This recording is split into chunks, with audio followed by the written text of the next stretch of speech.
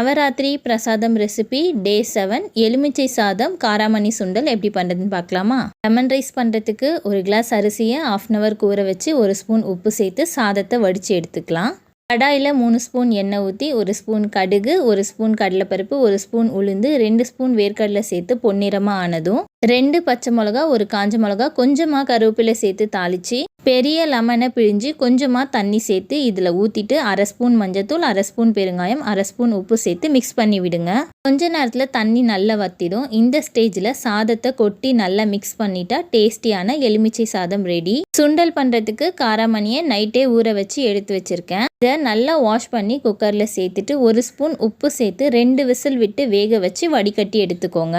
தாளிப்புக்கு கடாயில் 2 ஸ்பூன் எண்ணெய் ஊற்றி கடுகு, காஞ்ச மிளகா, கருவேப்பிலை சேர்த்து தாளித்து வேக வச்ச காராமணியும் சேர்த்து மிக்ஸ் பண்ணிட்டீங்கன்னா ஹெல்தியான காராமணி சுண்டல் ரெடி.